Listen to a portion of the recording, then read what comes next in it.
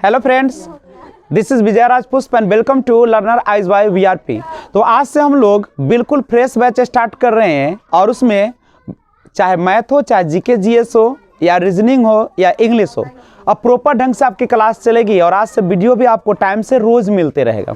तो आइए, अभी तक देखिए हम लोग जो पढ़ रहे थे भारत के यवन राज, नहीं तो भारत के यवन राज में आपने देखा कि सबसे पहले जो हमारे भारत पर आने वाले थे उनका नाम था हिंद यूनानी, नहीं उसके बाद कौन आए थे? शक आए थे, उसके बाद पल्लव आए और उसके बाद कौन आए? कुषाण आए। नहीं तो भारत के यवन राज यानी भारत में जो आने वाले थे विदेशी आक्रमण जो हुआ था उसमें सबसे पहले हिंद यूनानी, उसके बाद शक, उसके बाद पल्लव और लास्ट में कौन आए? कुषाण। तो आज हम आपके लिए क्लास लेकर आए हैं, कौन सा? कुषाण वंश की बात करेंगे। कुषाण वंश में सबसे पहले जानिए तो कुषाण वंश में एक सबसे बड़ी इंपॉर्टेंट चीज है कि ये जो आए थे किसके बाद आए थे? पल्लव के बाद आए थे। किसके बाद आए थे? पल्लव के जस्ट बाद में आए थे। और ये जो थे एक कहता कि यूची नामक एक कबीला, कबीला समझते हैं? कबीला का मतलब होता है एक समूह में रहने वाला जिसका अपना संस्कृति, सभ्यता, बोलचाल सब कुछ होता है, उसी को हम लोग क्या कहते हैं? कबीला कहते हैं। तो एक यूची नामक एक कबीला था जो कि 5 भागों में बटा हुआ था। कितने भागों में बटा हुआ था? 5 भागों में बटा था और उन्हीं के कुल, उन्हीं के वंश में शामिल थे कौन? कुषाण।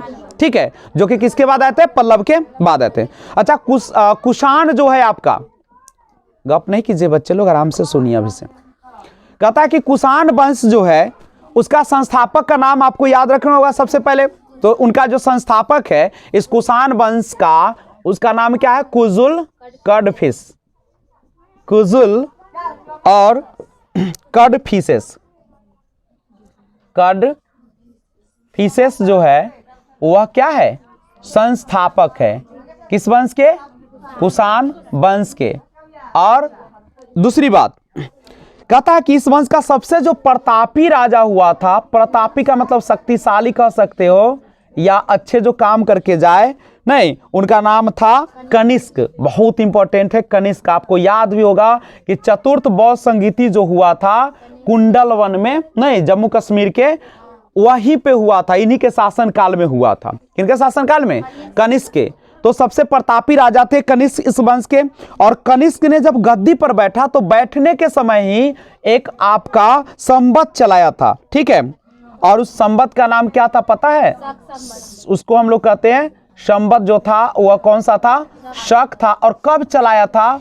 78 ईस्वी में वो चलाए थे। नहीं, और भारत सरकार द्वारा, पूछेगा कि भारत सरकार द्वारा जो अभी प्रयोग की जाती है, नहीं कौन चीज? कैलेंडर जो अभी प्रयोग की जाती है, जो संवत चलता है, भारत का संवत भी अभी यानी भारत सरकार द्वारा कौन सी संवत चलाई जाती है? तो भारत सरकार के द्वारा जो संवत चलती है उसका नाम है शक संवत। आप कैलेंडर पर देख भी सकते हैं। और जनवरी फरवरी जो है आपका वो ग्रिगोरियन कैलेंडर, कौन सा है? ग्रिगोरियन कैलेंडर है। ठीक है, तो शक संवत चलाए थे इन्होंने, याद रखिएगा। शक संवत की शुरुआत कब हुई? 78 ईस्वी में। कब हुआ? जब कनिष्क जो है गद्दी पर बैठा था। और दूसरी बात, भारत सरकार द्वारा जो प्रयोग में लाई जाती है कैलेंडर, उसका नाम है शक संवत। दूसरी बात समझिए, कथा कि बौद्ध धर्म के चौथी बौद्ध संगीति जो हुआ था वह किसके शासनकाल में हुआ था? कनिष्क के। कहां पे हुआ था? कुंडलवन। कहां पे हुआ था? कुंडलवन। और कहां पे पड़ेगा कुंडलवन? कश्मीर में पड़ेगा। और यहां पे किसकी अध्यक्षता में हुई थी? तो वसुमित्र की अध्यक्षता में। बस याद रखिएगा कि चतुर्थ बौद्ध संगीति, चतुर्थ बौद्ध जो संगीति है वह शासन काल अगर लिखा पूछा जाए तो आप लोग यहां पे बोलेगा कनिष्क के शासन काल था। कब चला था? 78 ईस्वी। और एक और बात समझिएगा, इसमें राजा कौन थे? तो राजा कौन थे? कनिष्क थे। ठीक है, किसका शासन काल था? कनिष्क का। और अध्यक्षता कौन किए थे इसका? वसुमित्र ने किया था। वसुमित्र ने इसका किया था। दूसरी बात समझिए, कनिष्क जो था बौद्ध धर्म, आप सभी को पता है कि जो बौद्ध धर्म है हमारा वो कितने भाग में बटा हुआ है? 2 भाग में बटा हुआ है। कौन कौन सा? एक है महायान और दूसरा कौन है? हीनयान। तो ये जो कनिष्क था वह किससे जुड़ा हुआ था? महायान संप्रदाय से जुड़ा हुआ था। कौन संप्रदाय से? महायान संप्रदाय। ये संप्रदाय क्या होता है आपको पता होगा। संप्रदाय का मतलब होता है उस विचार को मानने वाला। नहीं, कौन से विचार को? महायान विचार को मानने वाला था। उसके बाद कहता है कि कुछ भारी संख्या में स्वर्ण मुद्रा जो जारी हुआ था, भारी संख्या में स्वर्ण मुद्रा जारी हुआ था जो शुद्धता गुप्त काल की स्वर्ण मुद्राओं से उत्कृष्ट। देखिए पूछे है सबसे शुद्ध सोने का सिक्का जो जारी किया था वो कौन किया था? कुषाण। सबसे पहले स्वर्ण सिक्का जारी करने वाला कौन था? वह था आपका सबसे पहले हिंद यूनानी जो था वह स्वर्ण सिक्का जारी किया था। और सबसे शुद्ध सोने का सिक्का कहेगा तो कुषाण। और सबसे अधिक अगर स्वर्ण सिक्का जारी किया था शुद्ध सोने का वो गुप्त काल में किया था। नहीं, और कुषाणों ने सोने के सर्वाधिक शुद्ध सिक्के जारी किए, शुद्ध सिक्का जारी किया था। और कुषाणों ने उत्तरी और उत्तरी पश्चिमी भारत में सर्वाधिक संख्या में तांबा के सिक्का भी जारी किया। और कनिष्क का जो राजवैद्य था उसका नाम था चरक। कनिष्क का, आपस में गप नहीं करिए ना। कनिष्क का राजवैद्य जो था, कनिष्क का राजवैद्य वो कौन था?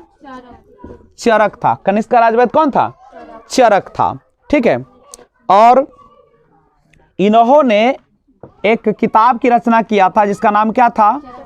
चरक संहिता नामक ये पुस्तक की रचना किए थे कनिष्क का राजवैद्य जो जिसका नाम था चरक। उसके बाद समझिएगा एक बात और है, महाविभास सूत्र। ये सब किताब आपको नाम याद करना पड़ेगा। महाविभास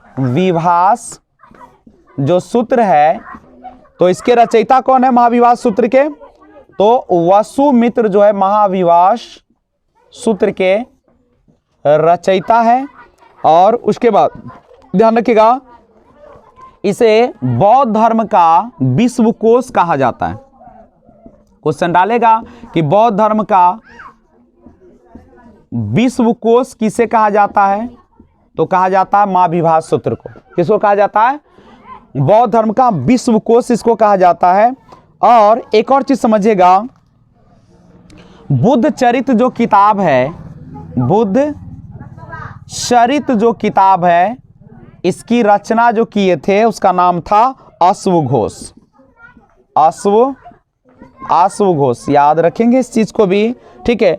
ये बुद्ध चरित्र जो है से बौद्धों का रामायण कहलाता है। जैसे 2 महाकाव्य है ना हिंदुओं का, वैसे ही बौद्धों का जो रामायण कहलाता है वह बुद्ध चरित्र कहलाता है। जैसे रामायण में क्या राम जी के बारे में पूरी कहानी और रावण के, उस तरह से बुद्ध चरित्र में बुद्ध भगवान की पूरी कहानी उसमें दी गई है। ठीक है। और एक और चीज सबसे कि कनिष्क जो थे उनके दरबार में एक महान विभूति सब रहते थे। नहीं, उसका नाम कौन कौन ऐसे समझ सकते हो? एक था वसुमित्र, पाश, नागार्जुन, यही भारत का आइंस्टीन के नाम से भी जाने जाते हैं। नहीं, नागार्जुन और महाचेत, नहीं, और संघ रक्ष। ये सारा किसके दरबार में रहते थे? कनिष्क के दरबार में रहते थे। ध्यान रखिएगा। तो चलिए आपने देखा कि कनिष्क के दरबार में रहते थे कौन कौन? वसुमित्र, पाश, नागार्जुन, महाचेत और संघ रक्ष। यही नागार्जुन है जिसको भारत का आइंस्टीन के नाम से भी जाना जाता है। दूसरा बात समझिएगा यहाँ पे कि कनिष्क की जो मृत्यु है, कनिष्क की मृत्यु वह हो जाती है आपको 102 ईस्वी में इसकी मृत्यु हो गई। 102 ईस्वी में, यानी मृत्यु जो कनिष्क का हो गया 102 ईस्वी में हो गया। ठीक है। और कुषाण वंश का, इसका सबसे इंपॉर्टेंट है, कुषाण वंश का जो अंतिम शासक थे, अंतिम शासक और प्रथम शासक जरूर याद रखिएगा, उनका नाम था क्या? वासुदेव। देखिए इसके संस्थापक प्रथम जो थे कौन थे? कुजुल कडफिसेस। और अंतिम जो था वो कौन थे? वासुदेव थे। क्या कोई दिक्कत है इसमें? उसके बाद समझिएगा एक और चीज, कि गांधार शैली और मथुरा शैली सब शैली है जो बनाते थे ना, पिक्चर उक्चर बनाते थे दीवार उवार पर, जो खुद बाते थे, या विभिन्न प्रकार की मूर्तियां, बहुत सारा चीज बनती थी। ठीक है, तो वो जो शैली था, कौन सा, गांधार शैली और मथुरा शैली का विकास भी इन्हीं के शासनकाल में हुआ था। किसके? कनिष्क के शासन, कनिष्क के शासनकाल में मथुरा शैली और गांधार शैली का भी कौन चीज हुआ था? विकास हुआ था। आपको पता होगा कि जो गांधार शैली, भगवान बुद्ध का सबसे ज्यादा जो मूर्ति मिला है वह कौन शैली में मिला है? गांधार शैली में। ऐसे भी ज्यादा चीज रहेगा तो महकबे ना करेगा, इसलिए गंध कर रहा था, माने बहुत मूर्ति मिला, माने कोडिंग है, याद कर लीजिएगा, महक न रहा है, भगवान की मूर्ति है। तो गांधार सबसे याद करने के लिए आसान है कि सबसे, देखो गांधार शैली, गंध, गंध माने कब आएगा? जब ज्यादा चीज होगा। तो सबसे अधिक भगवान बुद्ध की मूर्ति जो मिली है कौन शैली में मिली है? गांधार शैली में मिली है। अब प्रथम जो मूर्ति उनकी मिली है वह मथुरा शैली में मिली। सबसे पहला जो कहां से मिला है? खुदाई करके मिला है नहीं। और एक और चीज समझिएगा, गांधार की जो कला है उसका कौन प्रसिद्ध था? तक्षशिला। तक्षशिला पाकिस्तान वाला नहीं, जो दुनिया का सबसे पहला विश्वविद्यालय था तक्षशिला, वहीं पे बाबू गांधार कला प्रसिद्ध था। जैसे अपने यहाँ पे बिहार का मधुबनी पेंटिंग्स है ना नामी, उसी तरीके से वह कौन कला के लिए नामी था? गांधार कला के लिए। ठीक है, उसके बाद समझिएगा, यहाँ ध्यान दीजिएगा कि रेशम मार्ग का जो प्रारंभ था, रेशम मार्ग किसको होता है? तो ध्यान दीजिएगा, रेशम मार्ग का मतलब होता है कि रेशम मार्ग जो था, वह रेशम जब उत्पादन होता है उसको एक जगह से दूसरे जगह ले जाना पड़ेगा कि नहीं, तो उसके लिए प्रबंध भी तो करना पड़ेगा। तो वह जो रेशम मार्ग का आरंभ जो करवाया था, कौन करवाया था? कनिष्क ने। का रेशम बनाने का तकनीक का आविष्कार जो हुआ था, रेशम बनाने की तकनीक नहीं, वह हुआ था कहां से? चीन में हुआ था। और कुषाण काल में सबसे अधिक विकास वास्तुकला के क्षेत्र में हुआ, और इसी काल में बुद्ध की बखरी प्रतिमा का निर्माण हुआ। अक्सर जो रहती थी कौन में रहती थी? बैठी हुई मुद्रा में रहती थी भगवान बुद्ध का, लेकिन उनके शासन काल में कौन चीज था? खड़ी, माने खड़ा होकर। समझे कि नहीं समझे? तो आइए कुषाण वंश के बारे में अब सबसे पहले थोड़ा सा जानकारी और दे दूं। अगर आपको स्क्रीनशॉट लेना तो लीजिए, नहीं तो आगे हम बढ़ते हैं। ठीक है, एक बार रिपीट करते हैं, देखिएगा। कुषाण वंश, आप सभी को पता है कि पल्लव के बाद कौन आए थे? कुषाण। और कुषाण वंश के संस्थापक थे कुजुल कड़फिसेस, करेक्ट है। और इस वंश का अंतिम शासक की अगर बात करें तो अंतिम शासक कौन था? वासुदेव। और इसका सबसे प्रतापी राजा की बात करें तो कनिष्क। और कनिष्क ने एक संवत चलाया था जिसका नाम था शक संवत, जो कि 78 ईस्वी में स्टार्टिंग हुआ था। और यही जो है भारत सरकार द्वारा आज प्रयोग में भी लाई जाती है। पूछेगा कि भारत सरकार द्वारा आज जो प्रयोग में लाई जाती है कौन से संवत? तो शक संवत। कृपया नजरें पढ़ाई पर रखें तो मजा आएगा। और ध्यान रखिएगा कि चतुर्थ जो बौद्ध संगीति हुआ था, बौद्ध संगीति जानते हो किसको कहते हैं? यानी बौद्ध धर्म को मानने वाला जो थे एक जगह इकट्ठा होते थे और अपने विचारों को आदान प्रदान करते थे, और जो समस्या होता था उसको वहां पे उठाते थे, और जिसके कारण सबका ज्ञान बढ़ता था, और ज्ञान बढ़ता था तो वही ज्ञान चारों तरफ फैलता था। और उससे दो चीज रहा, एक तो धर्म बंटने से बच जाता था, और दूसरा जिसको कम ज्ञान होता था उसको ज्ञान मिल जाती थी, और आपसी प्रेम भी बना रहता था। और इसी के कारण बौद्ध धर्म काफी विकास भी किया। जैन धर्म से ज्यादा विकास कौन किया? क्यों किया? क्योंकि इसने 4 बौद्ध संगीति बुलाई। इतना ही नहीं, यह देश विदेश में जाकर भी प्रचार प्रसार किया। विश्व में जाकर इन्होंने अच्छे ज्ञान की ओर लोगों को अग्रसर किया। और चतुर्बौद्ध संगीति शासन काल था कनिष्क का। अध्यक्षता कौन कर रहे थे? वसुमित्र कर रहे थे। कहां पे हुआ था? कुंडलवन, कश्मीर में।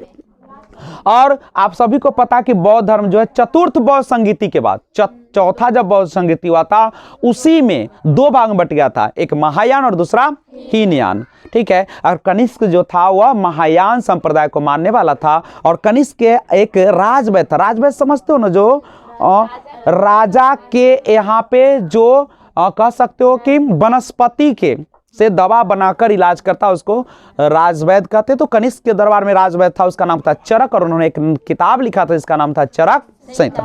महाविभाग सूत्र के लेखक थे वसुमित्र। और बौद्ध धर्म का विश्वकोश इसको कहा जाता है। और बुद्ध चरित जो है जिसको लिखा अश्व घोष ने, और बौद्धों का रामायण इसको कहा गया, करेक्ट है। और कनिष्क के दरबार में रहने वाले जो विभूति थे वसुमित्र, उपास, नागार्जुन, महाचेत और संरक्ष, लेकिन नागार्जुन थे जिसको भारत का आइंस्टीन कहा जाता है, भारत का शेक्सपियर के नाम से जाना जाता है, कालिदास नहीं वही जाने जाते हैं, भारत का आइंस्टीन नागार्जुन को जाना जाता है। और भारत का जो कौन नेपोलियन है, भारत का नेपोलियन किसको कहा जाता है, समुद्रगुप्त को कहा जाता है। और कनिष्क की मृत्यु हो गई 102 ईस्वी में। अभी तक आपने इस जानकारी को प्राप्त किया नहीं।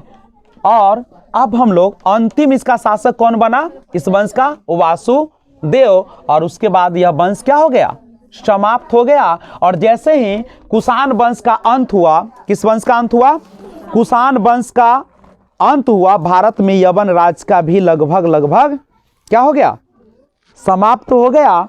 और उसके बाद हम लोग का जो क्लास चलेगा वह चलेगा गुप्त साम्राज्य का चलेगा नहीं, ठीक है। तो गुप्त साम्राज्य पढ़ने से पहले अगर चाहते हो तो इसके बारे में हम लोग कुछ जानकारी लिखाते हुए से लाइन से लिखते चलिए, पॉइंट बाय पॉइंट बना के, ठीक है। तो लिखिए, लिखिएगा पल्लवों के बाद, पल्लवों के बाद, पल्लवों के बाद भारत में कुषाण आए। पल्लवों के बाद भारत में कुषाण आए। अगला पॉइंट लिखिएगा, देखिएगा कुषाण चीन के, कुषाण चीन के यूची एवं तोखरी, तोखरी जाति से संबंधित थे, जाति से संबंधित थे।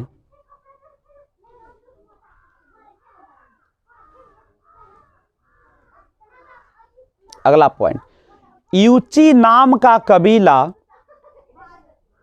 यूची नाम का कबीला,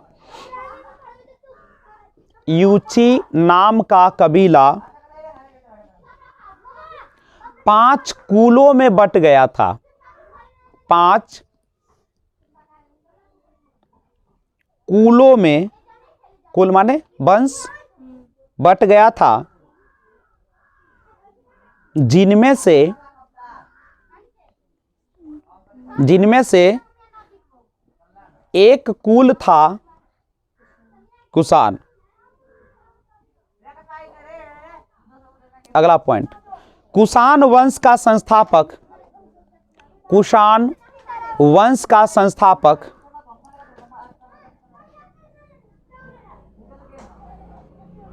कुजुल कडफिसेस, कुजुल कडफिसेस था।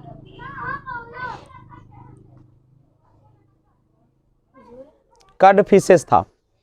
अगला पॉइंट लिखेगा, कुषाण वंश का सर्वाधिक शक्तिशाली शासक, अगला पॉइंट, कुषाण वंश का सबसे शक्तिशाली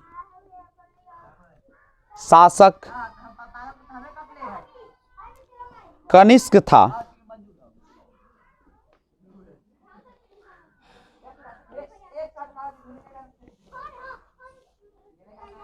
आपको जैसा कि पता कि कनिष्क ने जब गद्दी पर बैठा था तो उन्होंने एक संवत चलाया था जिसका नाम क्या था, शक संवत। और शक संवत की शुरुआत कब हुई थी, 78 ईस्वी में। इसका मतलब है कि गद्दी पर भी वो कब बैठे था, 78 ईस्वी में। और उसकी मृत्यु 102 ईस्वी में। इसका मतलब वो गद्दी से उतर भी गया कब, 102 ईस्वी में। तो लिखिए इस पॉइंट को, लिखिए कनिष्क का शासनकाल, अगला पॉइंट है कनिष्क का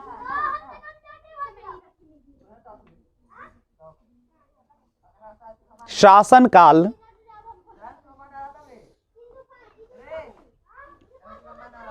78 ईस्वी से 102 ईस्वी तक था। 78 ईस्वी से 102 ईस्वी तक था। अगला पॉइंट लिखिएगा, कुषाणों की राजधानी,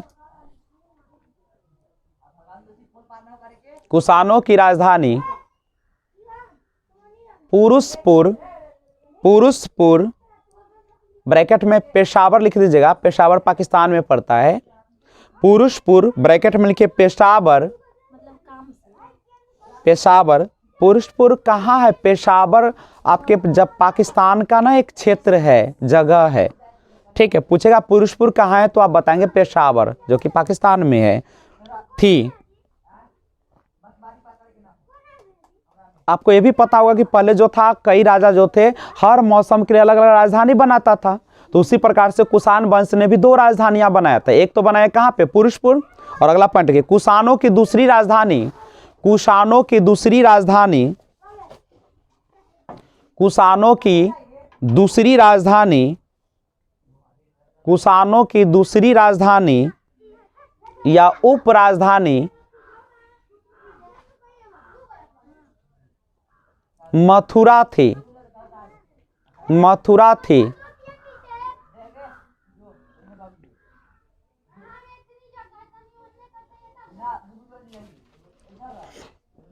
अगला पॉइंट, कनिष्क राज्य सत्ता संभालते ही, राज्य सत्ता संभालते ही 78 ईस्वी में, 78 ईस्वी में एक संवत चलाया,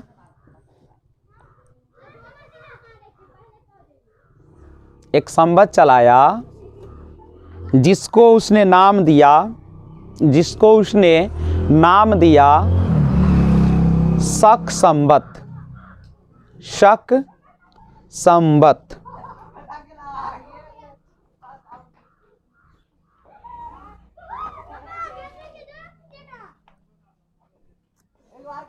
उसके बाद लिखिएगा अगला पॉइंट, कनिष्क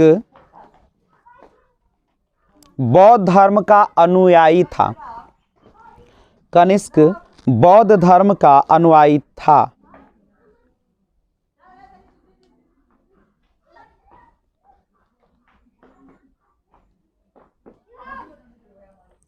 अगला पॉइंट, कनिष्क ने अपना साम्राज्य मध्य एशिया से लेकर, मध्य एशिया से लेकर सारनाथ, सारनाथ वाराणसी तक फैला दिया था।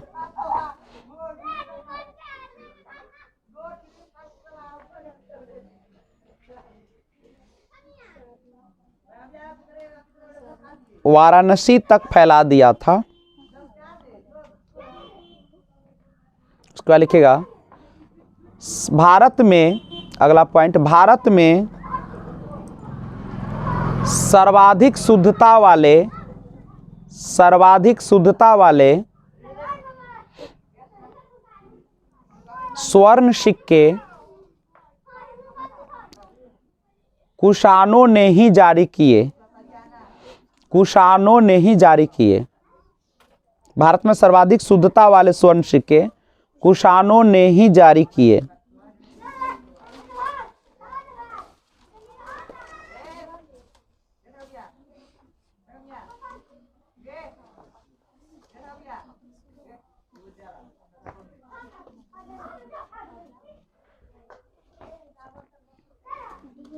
अगला लिखिए, कनिष्क का राज कवि, कनिष्क का राज कवि, कनिष्क का राज कवि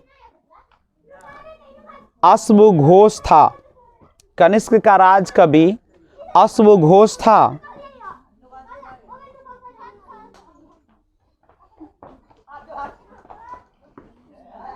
उसका लिखेगा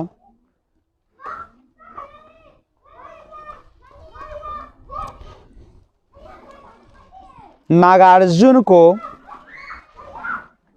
भारत का आइंस्टीन कहा जाता है।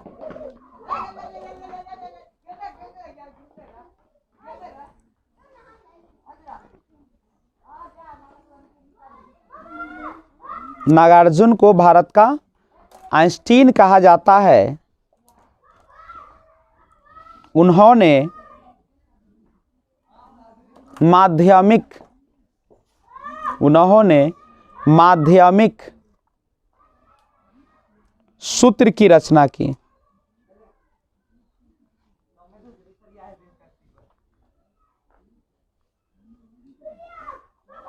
इस पुस्तक में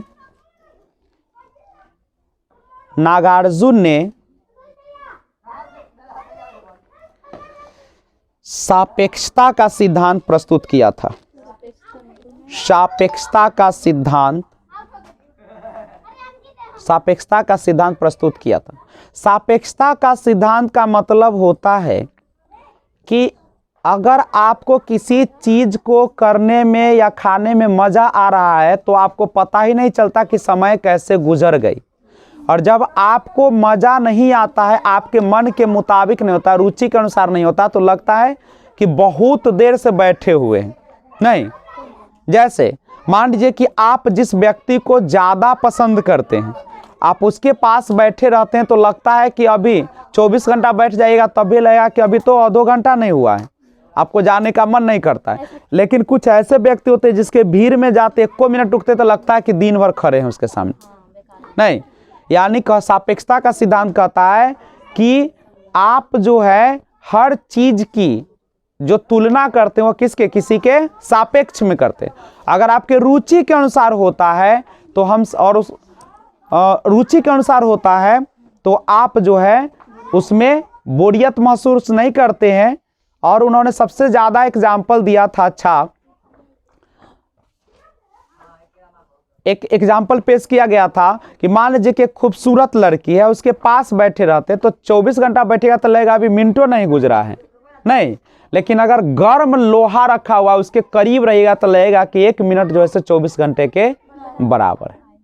समझ रहे हैं? तो ये सारा चीजें सापेक्षता का सिद्धांत है था। और एक बात और समझिएगा, नीचे लिखिएगा गांधार शैली एवं मथुरा शैली।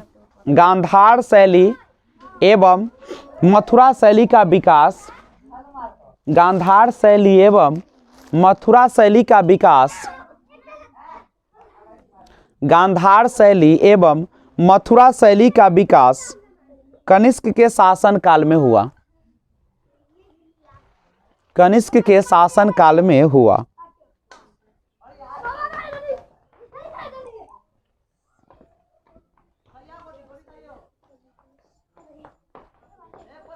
कनिष्क के शासन काल में हुआ। और एक पॉइंट लिखिए, कुषाण राजा देवपुत्र कहलाते थे। कुषाण राजा देवपुत्र कहलाते थे, मतलब वो कहते थे कि हम देवता के क्या है, पुत्र हैं। और यह उपाधि कुषाणों ने कहां से लिया था? चीन से लिया था ना। कुषाण राजा देवपुत्र कहलाते थे, हो गया। अगला लास्ट लाइन लिखिए, कनिष्क की मृत्यु 102 ईस्वी में हो गई। और इस वंश का अंतिम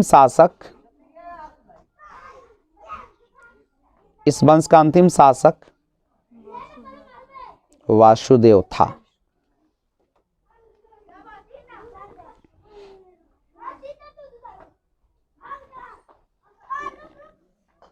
तो अब कुषाण वंश से संबंधित कुछ प्रश्न लिखिए जो आपको बनाना पड़ेगा, ठीक है?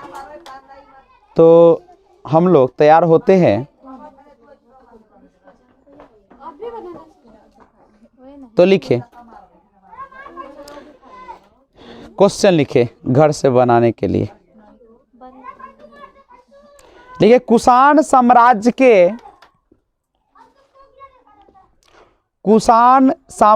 के संस्थापक एवं अंतिम शासक कौन थे? संस्थापक एवं अंतिम शासक कौन थे? आप सबका जवाब कमेंट बॉक्स में दे सकते हैं। कुषाण साम्राज्य के संस्थापक एवं अंतिम शासक कौन थे? ठीक है। अगला, कुषाण साम्राज्य के, अगला लिखेगा, कुषाण साम्राज्य की शुरुआत किस वर्ष हुई?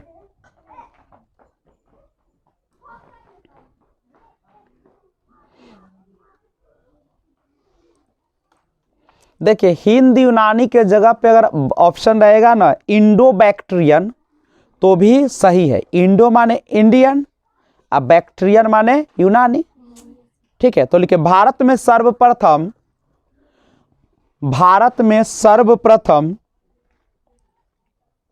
स्वर्ण मुद्राएं, भारत में सर्वप्रथम स्वर्ण मुद्राएं किसने चलाई? भारत में स्वर्ण मुद्राएं, एक एक लाइन छोड़ के लिखेगा या कमेंट बॉक्स में हमें जरूर आप भेज दीजिएगा। सर्वप्रथम स्वर्ण मुद्राएं किसने चलाई? अगला लिखिए।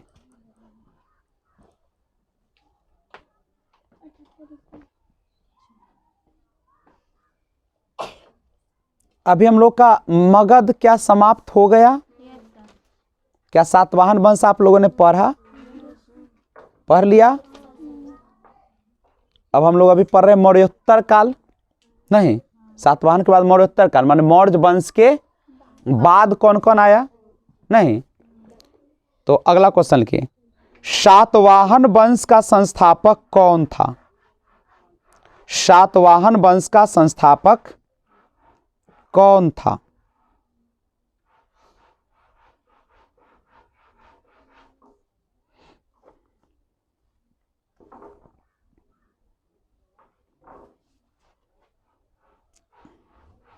अगला क्वेश्चन,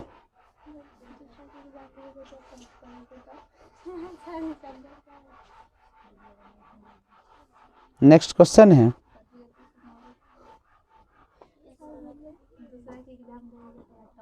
नेक्स्ट लिखेगा,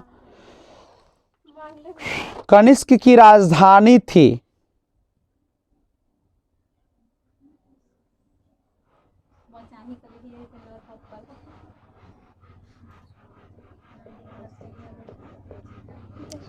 अगला लिखिए, पुरुषपुर निम्न में से किसका दूसरा नाम है?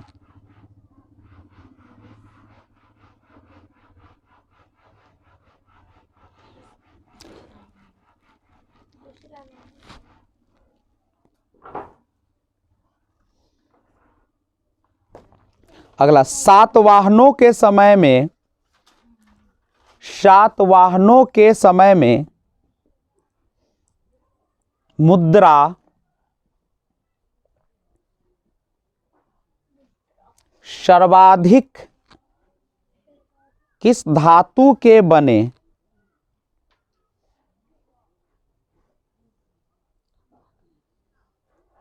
तो इसका आंसर लिख सकते हो सीसा। और ये तो आप जानते हैं कि रेशम मार्ग का प्रारंभ कनिष्क ने करवाया था, और सोने का सिक्का सबसे जारी जो किया था ज्यादा गुप्त काल में। शक संवत का प्रारंभ 78 में कनिष्क ने करवाया था। तक्षशिला विश्वविद्यालय कहाँ स्थित है? पाकिस्तान में। प्राचीन काल में कलिंग का महान शासक कौन था? खारवेल।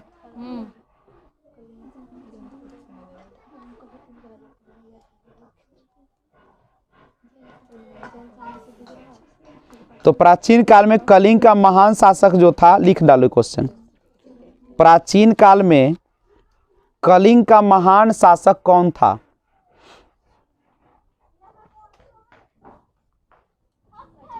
आंसर खारवेल। प्राचीन काल में कलिंग का महान शासक कौन था?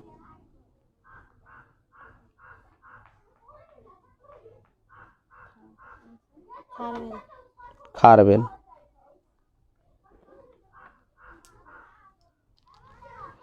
शुंग वंश के बाद किस वंश ने भारत पर राज किया? शुंग वंश के बाद किस वंश ने भारत पर राज किया?